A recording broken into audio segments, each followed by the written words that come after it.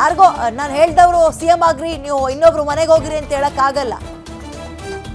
ಹಾಗಾಗಿ ಟೈಮ್ ತಗೊಳ್ತಾ ಇದೆ ಹೈಕಮಾಂಡ್. ಡೆಲ್ಲಿ ಪ್ರಯಾಣದ ಬಗ್ಗೆ ಡಿ.ಕೆ. ಶಿವಕುಮಾರ್ ಪ್ರತಿಕ್ರಿಯೆ ಕೊಟ್ಟಿದ್ದಾರೆ.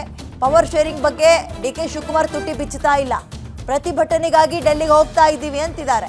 ನಮ್ಮ ರಾಜ್ಯದಿಂದ 1000ಕ್ಕೂ ಹೆಚ್ಚು ಕಾರ್ಯಕರ್ತರು ಹೋಗಿದ್ದಾರೆ. ರಾಹುಲ್ ಗಾಂಧಿ ಖರ್ಗೆಗೆ ಶಕ್ತಿ ತುಂಬೋಕ್ ನಾವು ಹೋಗ್ತಾ ಇದ್ದೀವಿ.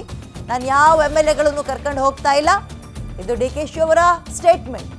ಅವರವರ ಕ್ಷೇತ್ರವನ್ನು ಪ್ರತಿನಿಧಿಸೋಕೆ ಶಾಸಕರು ಹೋಗ್ತಾ ಇದ್ದಾರೆ ಅಂತ DCM ಹೇಳಿದ್ದಾರೆ.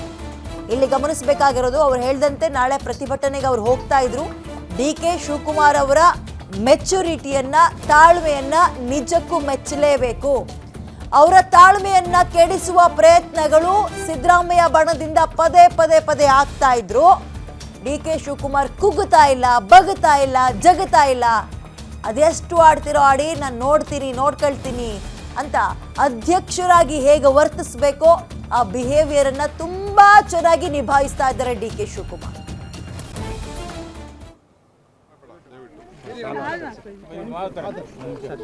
ನಮ್ಮ ರಾಜ್ಯದಿಂದ ವೋಟ್ ಚೋರಿ ಅಭಿಯಾನ ಪ್ರಾರಂಭ ಆಗಿದೆ. ಫ್ರೀಡಂ ಪಾರ್ಕಿಂದ ನಾಳೆ ರಾಮಲೀಲಾ ಮೈದಾನದಲ್ಲಿ ಆಗ್ತಾ ಇದೆ. ನಮ್ಮಲ್ಲಿ ಸುಮಾರು 1,000ಕ್ಕೂ ಹೆಚ್ಚು ಜನ ನಮ್ಮ ಕಾರ್ಯಕರ್ತರು ದೆಹಲಿಗೆ ಹೋಗಿದ್ದಾರೆ.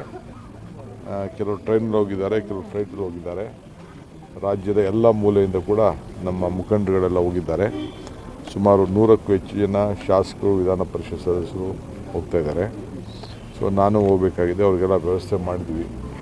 ಕೆಲವರು ಅವರವರೇ ಮಾಡ್ಕೊಂಡಿದ್ರು, ಕೆಲವರೆಲ್ಲ ನಾವು ರೂಮ್ಸ್ ಎಲ್ಲ ಕೂಡ ನಾವು 3 ಕಡೆ ರೂಮ್ಸ್ ಎಲ್ಲ ಮಾಡಿದ್ವಿ. ನಾವೆಲ್ಲ ಭಾಗವಹಿಸ್ತೀವಿ, ಅವ್ರಿಗೆ ಶಕ್ತಿ ತುಂಬ್ತೀವಿ. ನಮ್ಗೆ ಆತ್ಮವಿಶ್ವಾಸ ಇದೆ.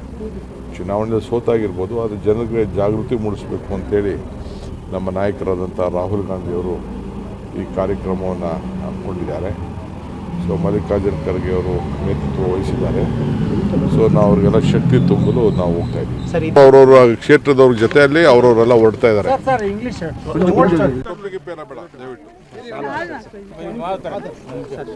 ನಮ್ಮ ರಾಜ್ಯದಿಂದ ವೋಟ್ ಚೋರಿ ಅಭಿಯಾನ ಪ್ರಾರಂಭ ಆಗಿದೆ. ಫ್ರೀಡಂ ಪಾರ್ಕಿಂದ ನಾಳೆ